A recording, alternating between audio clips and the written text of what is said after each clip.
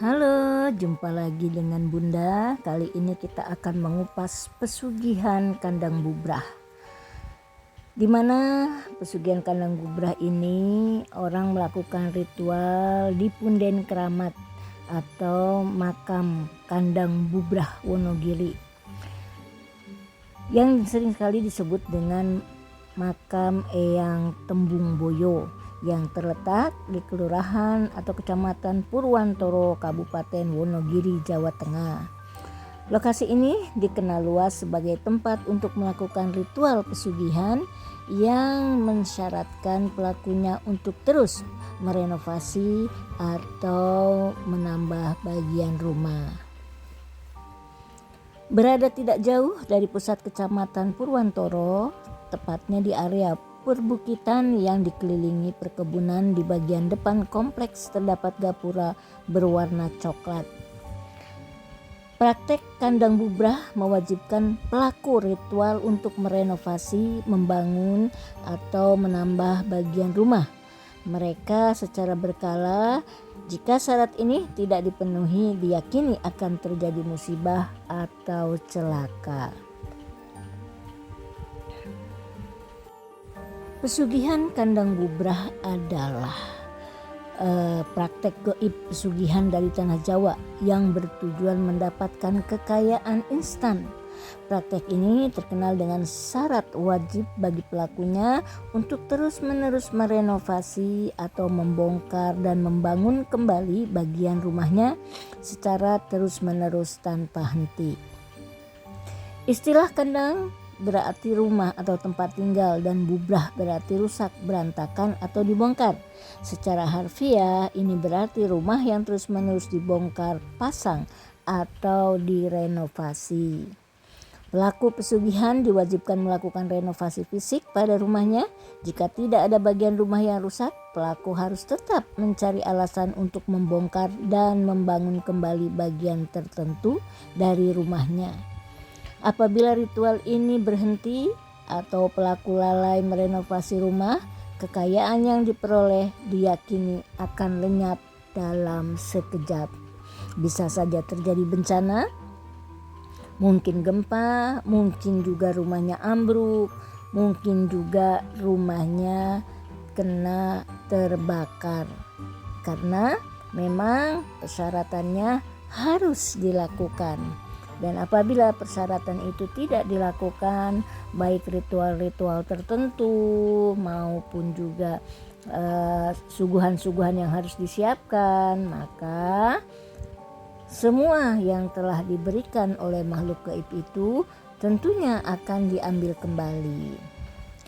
Praktek ini seringkali dikaitkan dengan perjanjian gaib atau tumbal. Pelaku diwajibkan memberikan sesaji atau tumbal tertentu yang seringkali disebut-sebut berupa nyawa orang terdekat, anggota keluarga, atau mengorbankan tumbal lain sebagai bentuk perjanjian dengan entitas gaib. Mitos dan cerita mengenai praktek kandang bubrah sudah lama beredar dalam budaya dan cerita rakyat masyarakat Jawa. Praktek ini kerap diangkat sebagai pelajaran moral atau peringatan agama tentang bahaya mengambil jalan pintas atau pesugihan yang merugikan diri sendiri dan orang lain. Sudah bisa dipastikan orang yang melakukan pesugihan tentunya orang-orang yang akan mendapatkan kebahagiaan sebentar, tetapi akan menjalani penderitaan sampai akhir hidupnya.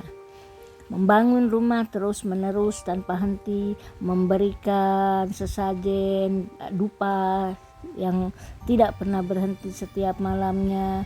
Kemudian juga resiko mendengarkan suara-suara gaib yang terdengar di setiap pojok rumah. Langkah-langkah yang terdengar ataupun suara-suara yang terdengar tentunya membuat bulu kuduk kita merinding. Tidak ada kebahagiaan yang hakiki pada orang-orang yang melakukan pesugihan, dan yang ada hanyalah penyesalan, dan penyesalan. Orang-orang yang melakukan pesugihan kandang bubrah akan selalu menyediakan sesajen untuk memberi makan makhluk gaib. Bisa juga seperti ayam cemani ataupun apalagi yang bisa dijadikan tumbal. Tetapi yang pasti tentunya tidak boleh melakukan pemberhentian membangun. Harus tetap membangun di setiap bulannya dan di setiap tahunnya.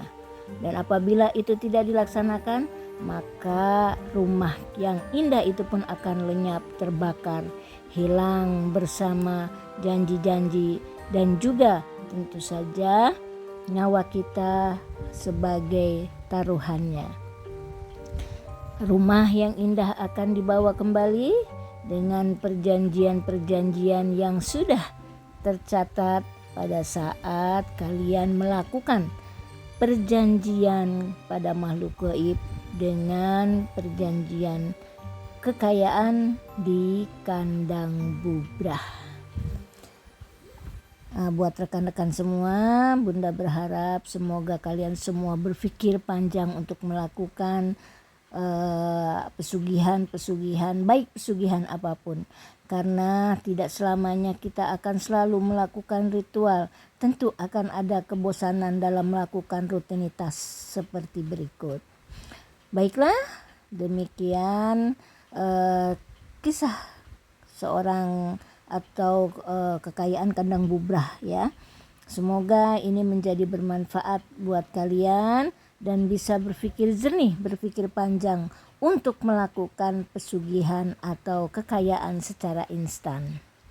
Oke, sampai jumpa lagi di kisah dan cerita berikutnya. Sampai bertemu lagi di tempat-tempat yang tentunya akan memberikan inovasi buat kehidupan kita. Tetap sehat selalu dan tetap waras selalu. Sampai jumpa lagi.